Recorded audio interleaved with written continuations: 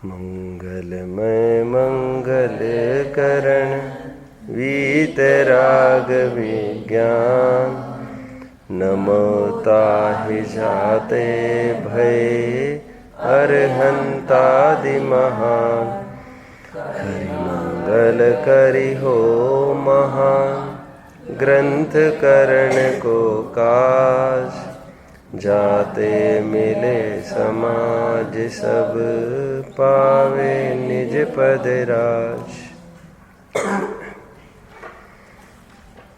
जिसे दाया नहीं समझता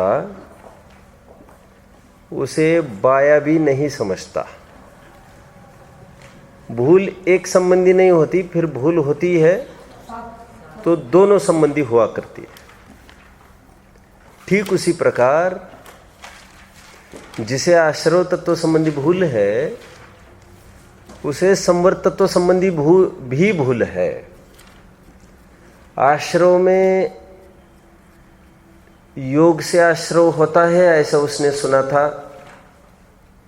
उसमें योग में मन की, वचन की और काय की बहिर्प्रवृत्ति चेष्टा, मन की तो क्या चेष्टा होगी खैर, लेकिन अशुभ चिंतन, मन के स्तर पर अशुभ चिंतन, वचन की चेष्टा और काय की चेष्टा, उसको वो योग मानता था। ये भूल वहां पर भी करता था।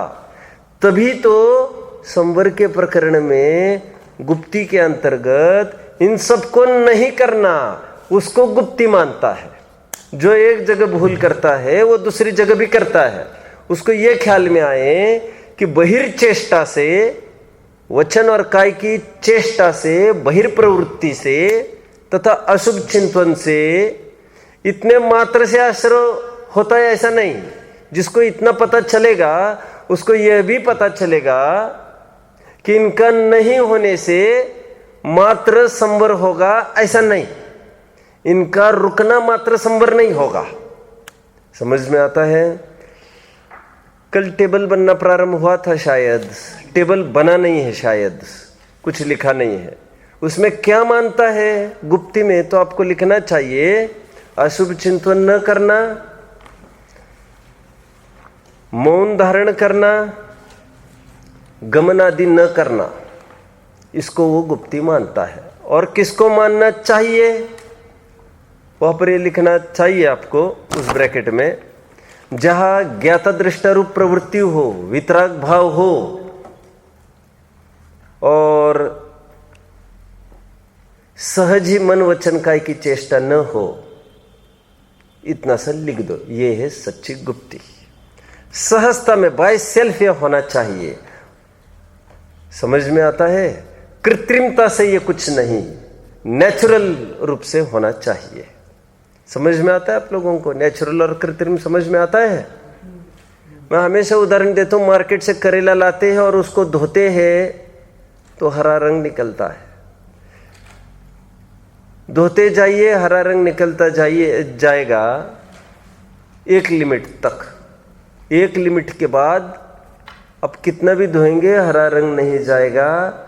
अब जो हरा रंग नहीं जा रहा है उसको समझना ये है ओरिजिनल कलर क्रॉप का, उस वेजिटेबल का। और जितना गया वो ऊपर बागवान ने उसको हरा बनाने के लिए कलर में रंग दिया। वो जो तुम्हारे उंगलियों पर भी जो कलर छपा वो करेला का नहीं है, वो दैट इज एशियन पेंट। कहने का बात यह है, एक कृत्रिम होता है और एक नेचुरल होता है।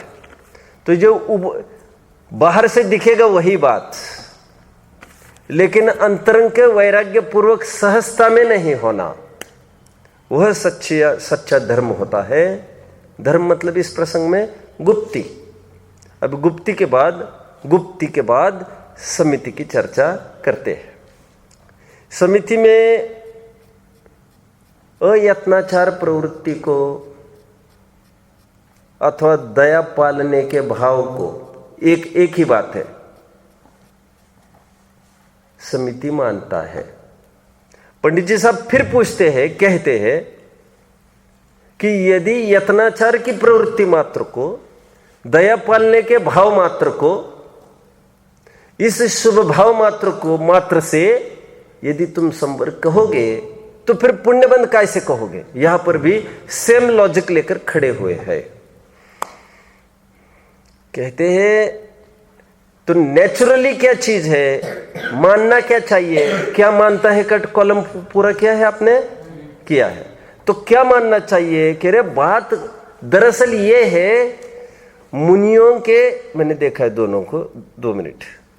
बात दरअसल ये है जब मुनियों के बाय चांस 3 कषाय चौकड़ियों का अनुदय होता है, अर्थात जब सच्चा मुनिपना आता है और एक कषाय चौकड़ी का उदय रहता है, तो उस एक कषाय चौकड़ी के उदय में जो कि संज्वलन है, और संज्वलन देशघाती प्रकृति है, वीक है, एकदम वीक, जली जेवरी वथ बताया गया है उसको।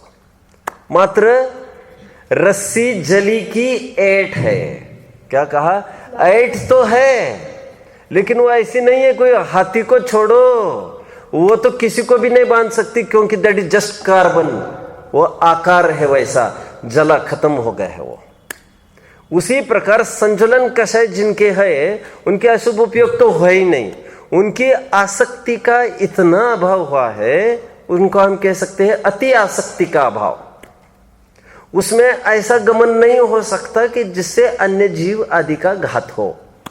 बाय सेल्फ इतना वैराग्य होने पर, ज्ञाता दृष्टा प्रवृत्ति होने पर, थोड़ा सा राग में चलने का यदि भाव होगा तो प्रमाद रहित ही चलेंगे वे, और स्वयमेव दया पलेगी, स्वयं यत्नाचार प्रवृत्ति होगी, करनी नहीं पड़ती। समझ में आता है? समिति पालना नहीं है, समिति पलती है। कुल मिलाकर इतनी सी बात है। कितने जन समझ रहे हैं? लोग कुत्ते पालते हैं, हलवाई के कुत्ते पलते हैं। समझ में आता है क्या कहा? लोग कुत्तों को पालते हैं, वहां पर जाकर, कहां पर जो कुत्ते बेचते हैं ऐसी नर्सरीज, क्या कहते हैं उसको, वहां पर जाकर कुत्तों को, अच्छी नस्ल के कुत्तों को 50-50 हजार रुपए देकर, 1-1 लाख रुपए देकर कुत्तों को खरीद लाते हैं। फिर उनको कितने ही दिन टेम करते हैं, टेम मतलब ट्यून अप करते हैं, और पालने का भाव रखते हैं उनको। वो पाले हुए कुत्ते हैं। समझ में आ रहा है? और एक हलवाई है, हलवाई कभी कुत्ते नहीं पालता, लेकिन उसकी मिठाइयों को देख देखकर, खाने पीने की चीजों को देख देखकर कुत्ते वैसे ही मंडराते हैं। वो तो लाठी दिखा दिखाकर कुत्तों को भगाता है, फिर भी कुत्ते आते हैं। कुत्तों को पालना उसका लक्ष्य उद्देश्य नहीं है। कुत्ते दोनों के दरवाजे में दिख रहे हैं, दोनों के घर में भी दिख सकते हैं। आप समझ रहे बात को? एक मजबूरी की बात है। आप समझ रहे?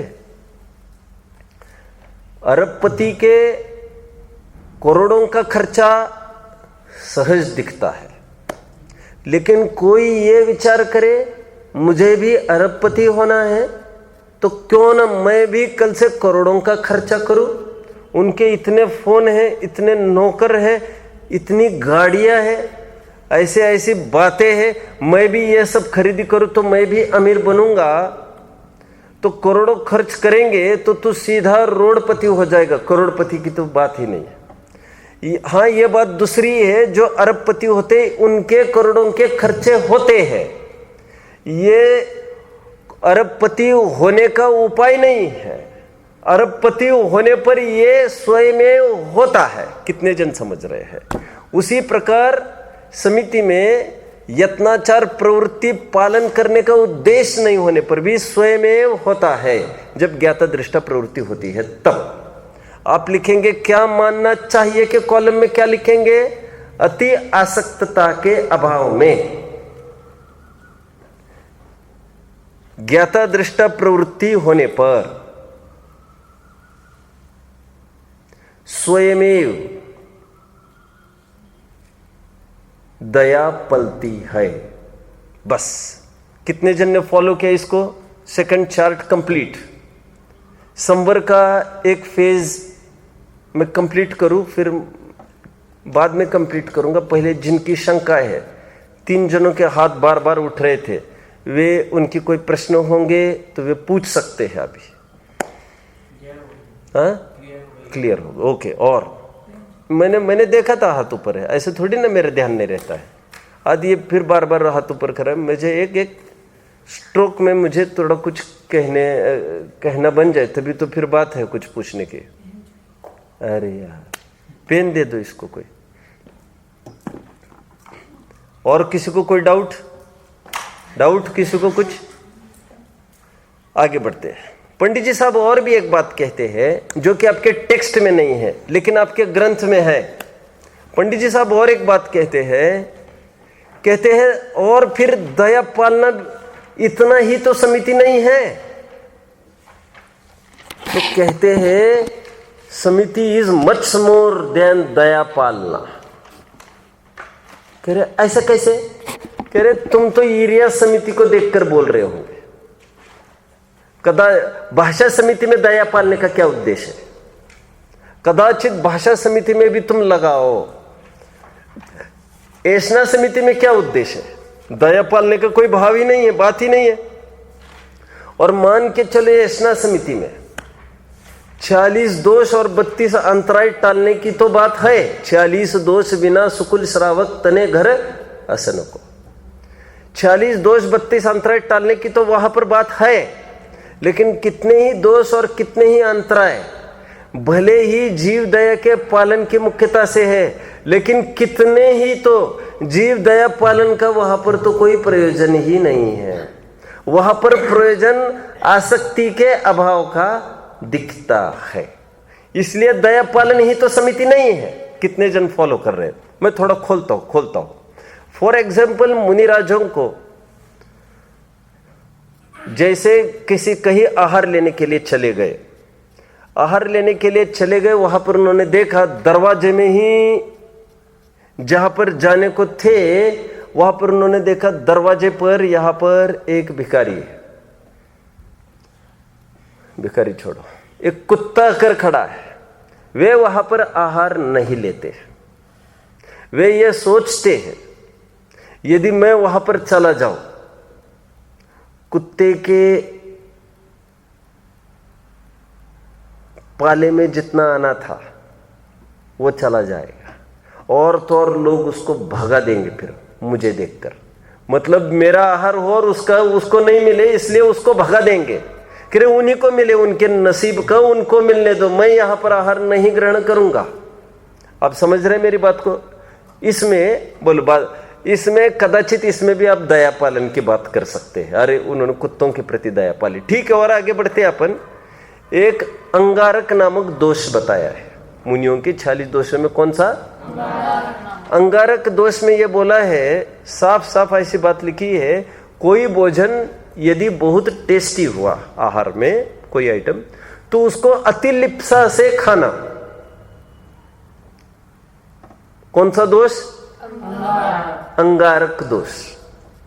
अब मेरा यह प्रश्न, इसमें दया पालन की कोई बात हुई? ज्यादा घात हुआ? ऐसा तो कुछ नहीं हुआ, लिप्सा ही तो हुई। एक धूम दोष है, कोई चीज अच्छी नहीं बनी। अभी अच्छी और अच्छी नहीं अपन तो बोल रहे हैं रसना इंद्रिय लोलुप की उनकी तरफ से, तो उसको अति गिलानी भाव से खाना।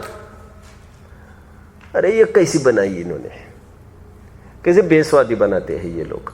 ऐसे भाव से उसका सेवन करना, कौन सा दोष? धूम दोष। अभी उसमें दया पालन की तो कोई बात ही नहीं थी। तो इसका सीधा संबंध किसके साथ है? आप में से कोई भी हाथ ऊपर करके, सभी जन खड़े रहो। 3 जन 4 जन को छोड़कर खड़े रहो। 4 जन को छोड़कर फटाफट खड़े रहो जल्दी। 4 जन केवल बैठे, 4 जन। पीछे का 1 जन, यहां के 3 जन, ये छोड़कर सब खड़े रहो।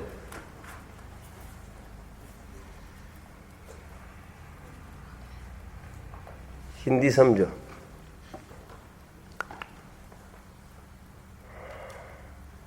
आ गए तुम्हें, क्लिक हो गए। प्रयोजन किसका नहीं और किसका है प्रयोजन? किसका नहीं और किसका है?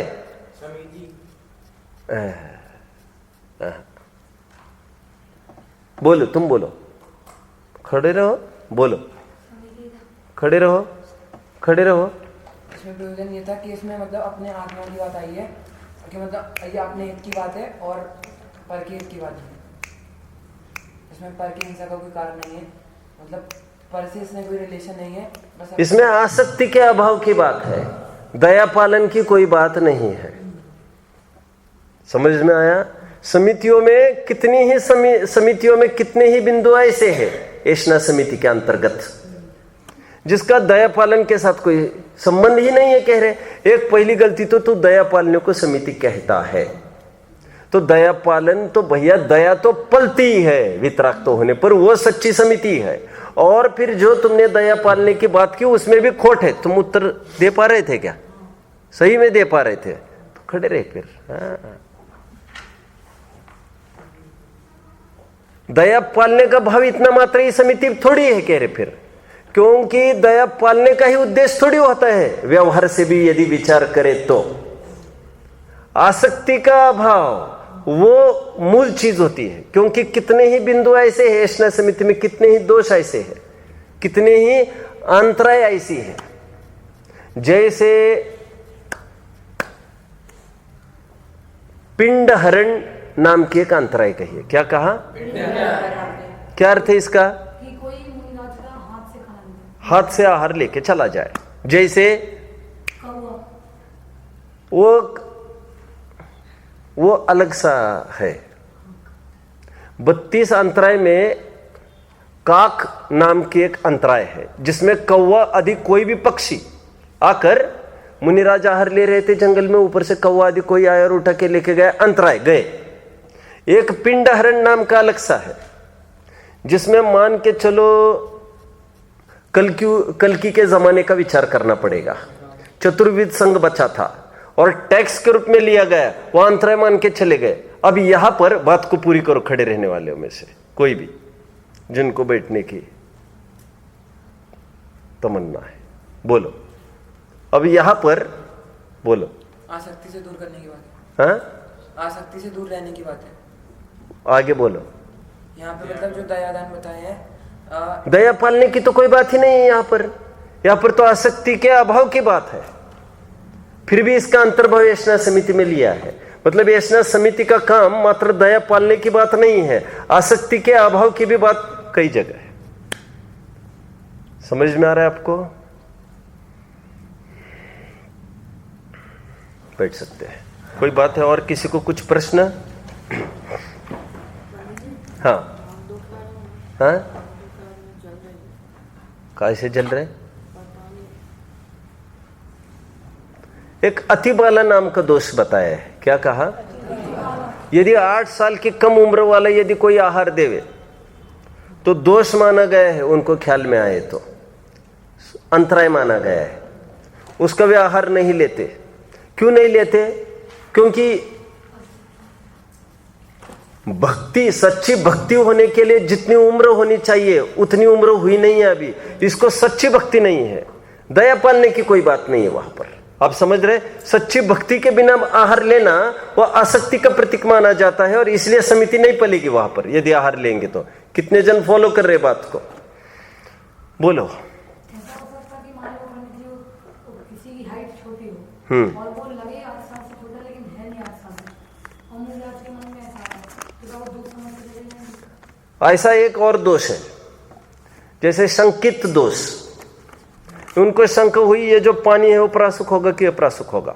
अभी जैसे इन्होंने प्रश्न पूछे उनको शंका हुई ये बच्चा 8 साल का होगा कि कम का होगा। शंका उत्पन्न हुई, निकले। अभी इस ये कौन से दायरे में आएगा?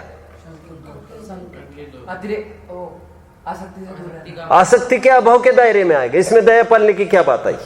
आप समझ रहे? ऐसे कई दोष और कई अंतराय है। ये अतिबाला का जो मैंने दिया ये दायक दोष के अंतर्गत है। दायक दोष में भी कई सारे पॉइंट्स उन्होंने बताए। कम वस्त्र पहने हो किसी ने, वेशभूषा ठीक नहीं है, आहार नहीं लेते। फिर यदि पति पत्नी में ये है मैं दूं कि तू दूं और फिर ये देना कि वो देना, और उनको ऐसा लगे अरे ये चीज देना नहीं चाहते ये अपने को, कुछ भी ऐसा तक समझना कि कोई आइटम बना और उसमें कोई उनको कल्पना हुई या अशुद्ध होगा, अथवा कोई इंद्रिय आदि की कल्पना भी हुई, बस शंका उत्पन्न हुई, बस वो निकल जाएंगे, फिर आहार नहीं लेते। आसक्ति से ठेठ संबंध है इसका। समिति का प्रकरण हमारा पूरा हुआ। किसी को रोता आदि देखे बस वे आहार नहीं लेते, फिर वहां पर कह इसको कोई शोक हो रहा होगा तो इसकी कोई अपनी निजी बात होगी, वहां पर दया पालन की कोई बात नहीं थी, फिर भी आसक्ति से हम आहार लेवे दूसरे रोते समय में भी, ये नहीं हो सकता। कल्पना में कैसी कल्पना? जैसे ये कोई प्राणी क्या कर रहे है, ऐसा कल्पना हुई तो फिर आहार नहीं लेंगे, जबकि पता है ये तो अचित वस्तु है, मतलब शुद्ध वस्तु है। और कुछ ऐसे तो पॉइंट सही जिसमें जीव दया का प्रयोजन है, जैसे सचित्त चीज मिली हो अचित्त में, तो इसमें तो है ही दया का प्रयोजन, लेकिन इतनी ही बात नहीं है। समिति में आगे बढ़ते हैं, गुप्ती हुई, समिति हुई, धर्म की ओर बढ़ते हैं। पंडित जी साहब कहते हैं, अभी देखो इसकी तकलीफ, जो दाया नहीं समझता वो बाया भी नहीं समझता। बात को पूरी करो, आगे मैं क्या कहूंगा जल्दी फटाफट, नहीं तो खड़े रहो, अभी मैं आगे क्या कहूंगा, खड़े रहो, 2 के अलावा जल्दी, 4 के अलावा जल्दी, सुन 6 हाथ है ऊपर, चुस्त रहो, चुस्त। सब उत्तर दे रहे और तुम या आगे पीछे देख रहे हैं, क्या प्रश्न था, तुम सो रहे कि क्या कर रहे? फिर बोलो दर्श। समझते हो मतलब तो वो जैनियों में एकांत में अनेकांत भी समझेगा, जो निश्चय समझते हो व्यवहार भी समझेगा, जो व्यवहार नहीं समझेगा वो निश्चय। खड़े रहो पहले तुम, हाँ बोलो। जो पंडित जी दाया नहीं समझेगा वो बाया भी नहीं समझेगा। इतना टाइम कहाँ है दाया बाया? हाँ चलो चलो चलो चलो, जो गुप्त समिति समझेगा वो धर्म कहाँ समझेगा? चलो।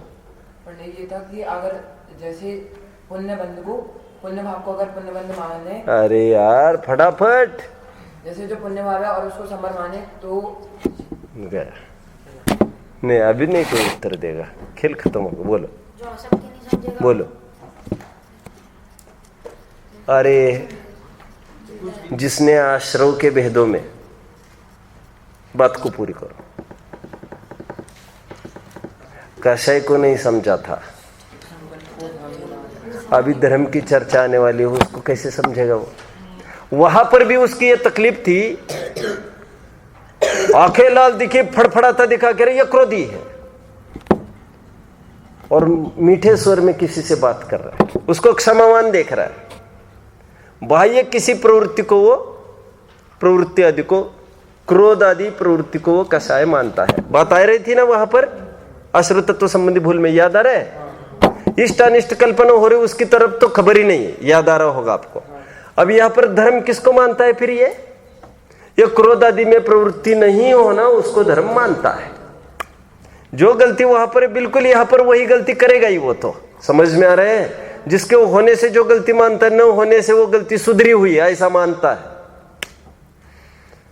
पंडित जी साहब कहते बाहर में कदाचित प्रवृत्ति ना हो,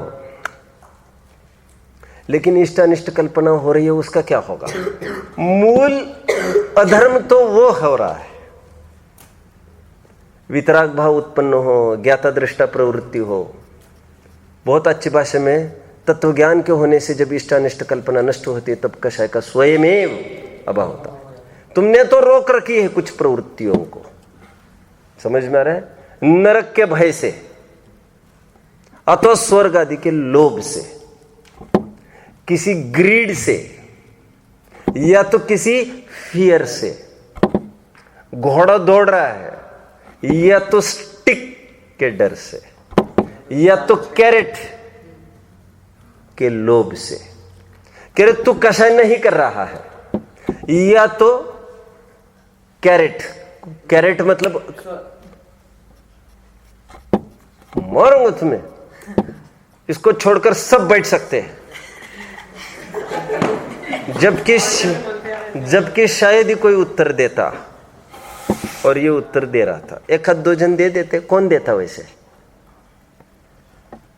स्वर्ग के लोभ से, नरक आदि दुर्गति के भय से मुझे कषाय नहीं करनी चाहिए, फिर मुझे बहुत खाने पड़ेंगे डंडे, मैं नहीं करूंगा। कह रहे ये तो सापेक्ष हो गया, कंडीशनल रुकावट हो गई। This is not unconditional, this is not easiness. यह सहज नहीं हो रहा है कुछ भी प्रक्रिया, समझ में आ रहा है? या तो लोक लाज के भय से, या तो फिर लोकोत्तर मार्ग में विचार करे तो स्टैंड अप, चलो चलो चलो फटाफट फटाफट। स्वर्ग से कौन डरता है? अंतर। चलो हाँ, एक तो नरक के दुखों से डरता है। नरक के दुखों से, और क्या हुआ? चलो तब तक तो खड़े रहो तुम। पता था जबरन? नहीं जबरन हाँ, बीच बीच में नहीं, व्यवस्था भंग नहीं। शिरणिक के काल में किसी ने यह कहा, शिरणिक गए राजा के पास, राजा शिरणिक गए मुनिराज के पास। मुनिराज ने कहा तुम्हारे नगर में, देश में बहुत बड़ा हत्यारा है, वो रोजाना जानवरों को 50 भैंसों को रोज काट रहा है, वो गाय भैंसों को। अच्छा ऐसा हो रहा है, रोज गिनती कर रहे हैं, जो कि त्यों सब आपको मिसअंडरस्टैंडिंग यू फूल। नहीं सर, सॉरी सॉरी सॉरी।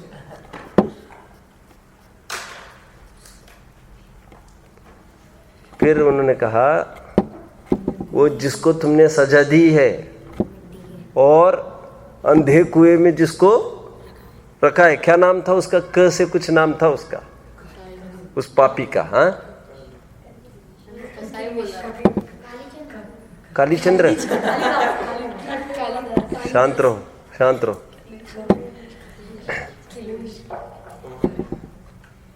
उसको जाकर देखा, रोज कीचड़ में से कितने ही बनाता था वहां पर, वो तो उसके हाथ में से छुरा लेकर वो तो बंद कराया अंदर डाल के, लेकिन उसका क्या करेंगे? जहां बैठा है वहीं पर कीचड़ के बना रहा है। कीचड़ नहीं भी मिलता उसको, मन मन में तो कितनी ही कल्पना कर करके जीव इतना सब करते ही है। पंडित जी साहब कहते बाह्य प्रवृत्ति होने न होने से क्या होता है, समझ में आ रहा है? इसका टेबल कंप्लीट करो सब बैठकर। कैसे टेबल कंप्लीट करेंगे इसका? क्या मानता है धर्म में, क्या मानता है, लिखना चाहिए आपको।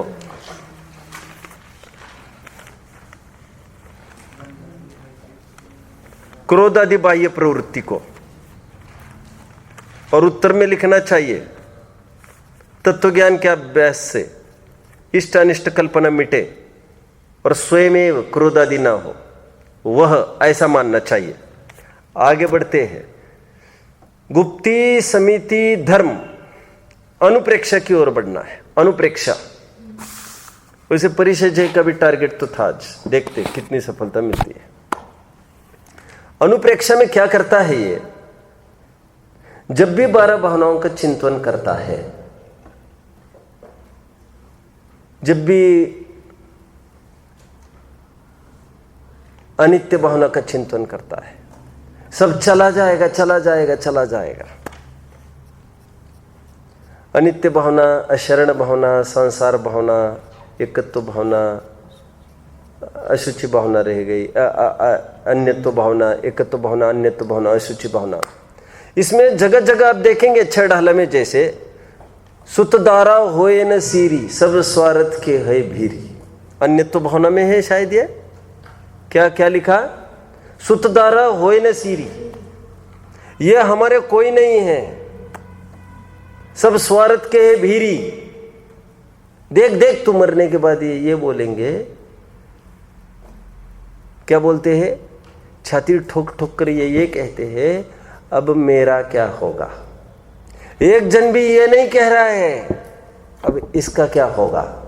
सबको अपनी अपनी पड़ी है। रोज एक आदमी सब्जी ला के देता था, एक आदमी सब व्यवस्था करता था, लाइट फिटिंग वाले को लाता था, प्लम्बर को लाता था पकड़कर, सब इसको लाता था, उसको लाता था, बाहर के सब काम करता था। वो बहुत बड़ा नौकर सेवा भावी, वो चला गया ना। सबको अपनी अपनी पड़ी है। अपने अपने दुख को रोवे पिता पुत्र अरुदारा। और नियम सार में भी उसने पढ़ लिया, ये बीवी बच्चे स्वार्थ के सगे हैं, ठगों की टोली। तेरा ही बेटा हो तेरा ही बेटा, तुझे आग लगाए रे। अरे ये लड़का जिसको तो अपने कहते हैं आग लगा देगा तेरे को, तो ये कह के कर चरणानियों की टोन है। क्या है? ये टोन है कि वे बीवी बच्चों के बारे में ऐसा कह कहकर, उनको बुरा कह कहकर, विष बेल नारी तज गए योगीश्वरा। क्या बोला नारी को? विष बेल नारी, जहर है जहर। कौन? नारी। नारी को जहर कहा, कभी बीवी बच्चों को जहर कहा। और क्या लिखा?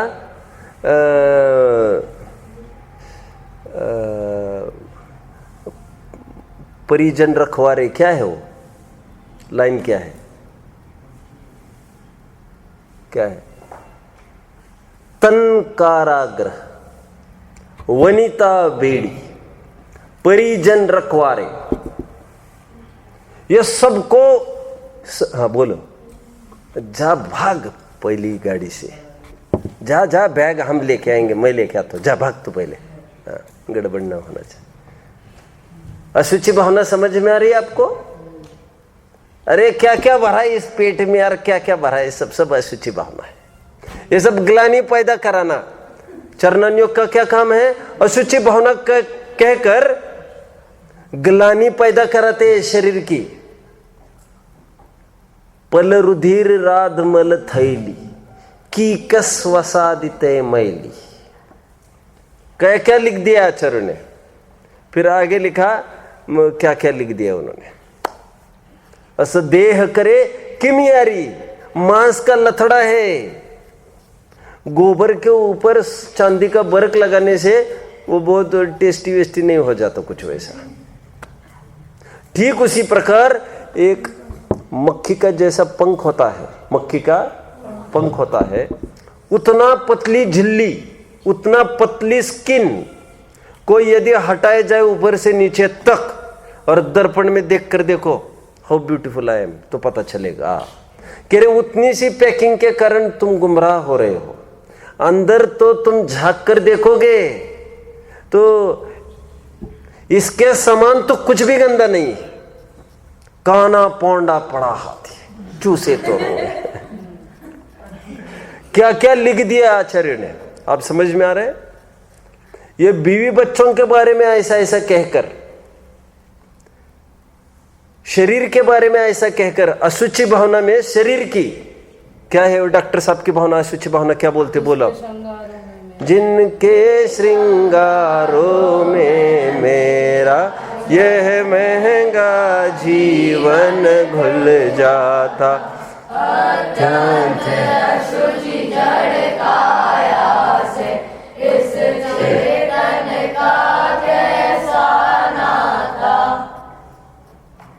कोई भी पवित्र चीज इस शरीर के संग में आएगी एकदम अपवित्र हो जाएगी। पानी कैसा है? पानी पवित्र, पवित्र। सुनो, पानी पवित्र है। क्या है? अब गंगा का उदाहरण ले, चाहे जिसका लो। अब वो बस तुमने थोड़ी देर पेट में रखा। क्या किया? थोड़ी देर पेट में रखा, 2 घंटे के बाद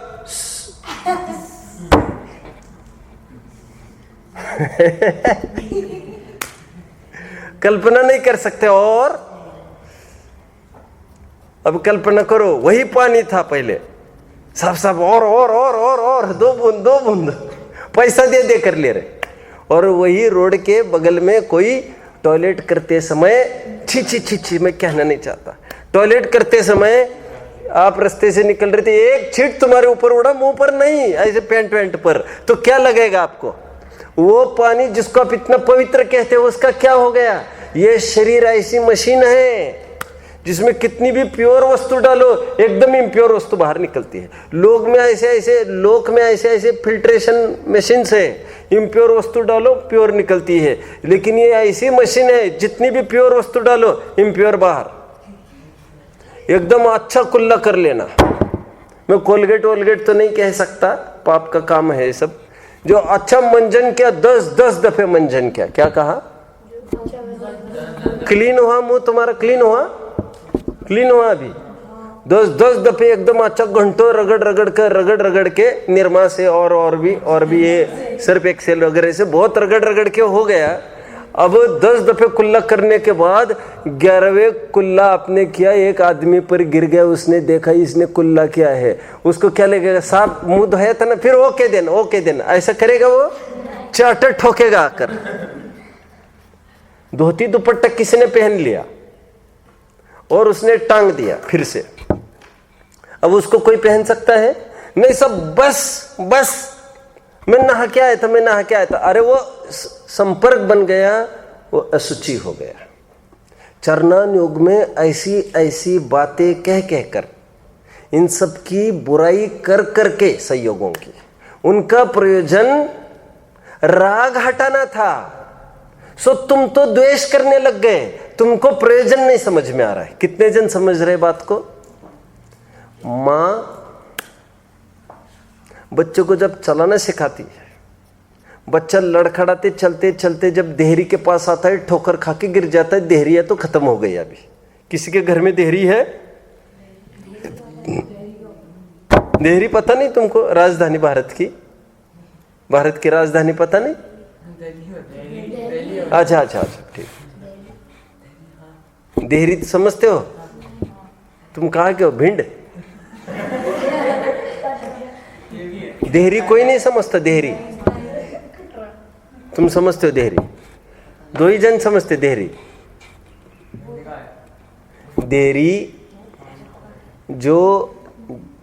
इज थ्रेशोल्ड, चौकट।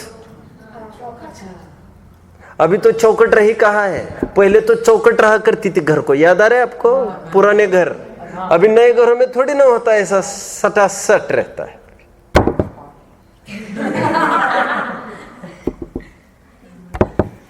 मैं क्या कह रहा था वैसे? क्यों कह रहा था? जब बच्चा गिर जाता है चौकट को ठोकर खाकर, तो माँ क्या करती है? बच्चों को चाटा नहीं मारती, चाटा मारती हो चौकट को। अरे हट रे, हमारे पप्पू को गिराया तुमने, हट रे। चरणान योग की बस ऐसी शैली है। लेकिन बच्चा बड़ा होने के बाद चौकट को नहीं मारेंगे, फिर चोट बच्चों को देंगे ये कहकर, बेटा तुमको दिखता नहीं क्या? वो क्या जबरन बीच में आ गई क्या? देखकर चलना सीखो।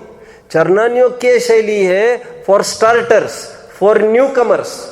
बीवी बच्चे बुरे हैं, उनके प्रति ग्लानि, उनके प्रति जुगुप्सा, उनके प्रति द्वेष पैदा करा के भी, समझ में आ रहा है? राग घटाना प्रयोजन था, लेकिन हुआ उल्टा। पहले करता था राग, अभी करने लग गए द्वेष। और आज कहता है, आज मैं मेरी पत्नी को नहीं छोड़ूंगा, आज रात में जब वो सोएगी मैं चाकू मार दूंगा उसको। क्यों? ग्रंथों में लिखा ये ठग है, ठग। स्वार्थ के सगे इन्हीं के कारण संसार है। विष बेल नारी तू है विषैली, और रोजाना झगड़ा करने लग जाए घर पर। अरे बाबा, पंडित जी साहब कहते तू बात नहीं समझ रहा है। अनित्य आदि का चिंतन करके पहले उनके प्रति राग करता था, अब संयोगों के प्रति द्वेष करने लग गया। लेकिन ये जो उदासीनता है, ये तो द्वेष बुद्धि वाली उदासीनता है। पंडित जी साहब कहते हैं इष्ट मानकर राग नहीं करना, अनिष्ट मानकर द्वेष नहीं करना, वितराग भाव रूप ज्ञाता दृष्टा प्रवृत्ति रहकर सहज होना, सच्ची अनुप्रेक्षा वह थी। द्वेष रूप उदासीनता नहीं चाहिए, वितराग भाव रूप उदासीनता चाहिए। मानता क्या है? मानता क्या है? द्वेष बुद्धि से उदासीनता, उसको अनुप्रेक्षा मानता है क्या अनुप्रेक्षा? वितराग भाव रूप उदासीनता, वह है सच्ची अनुप्रेक्षा।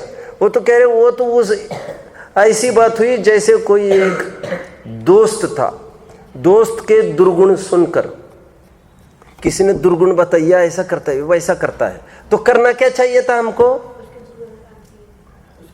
तो हमको हटने का प्रयास करना चाहिए था उससे, या तो उसको समझाओ, लेकिन ज्यादा डेप्थ दिखे वहां से हटो चुपचाप। अब तुम क्या करने लग गए?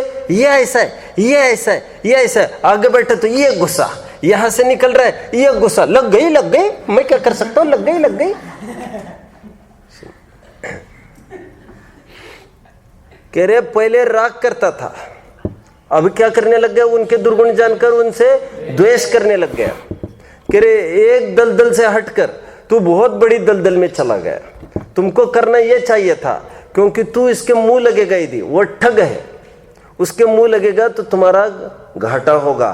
तुम्हें चाहिए तुम अट्रैक्शन घटाओ, राग घटाओ, अटैचमेंट घटाओ, अपने आप डिस्टेंस अपने आप बढ़ता जाएगा, और थोड़े दिन जय जिनेंद्र भी हो तो कोई फर्क नहीं पड़ेगा, धीरे धीरे वो भी टूट जाएगा, अपनी तरफ से संपर्क नहीं करना।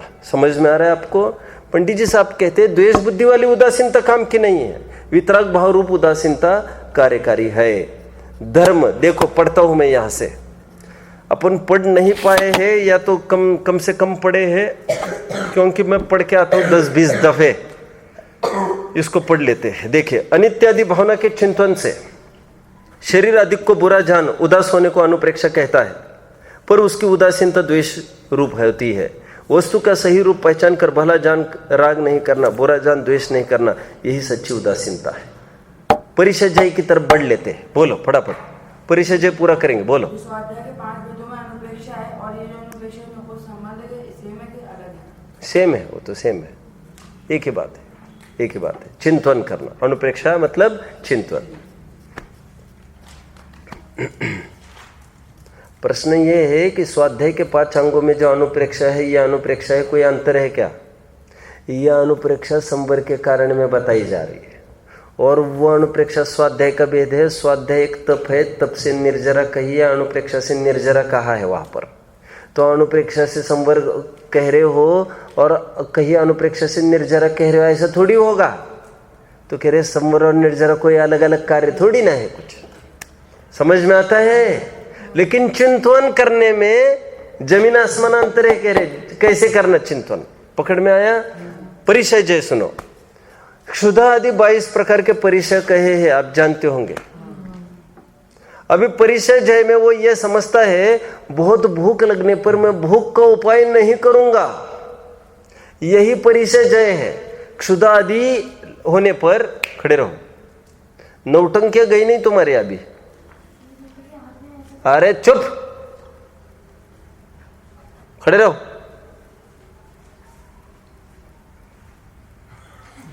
कहेगा समय बर्बाद करता है, नालायक।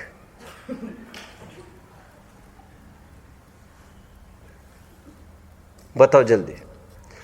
क्षुधा आदि होने पर 22 प्रकार की बातें समझना,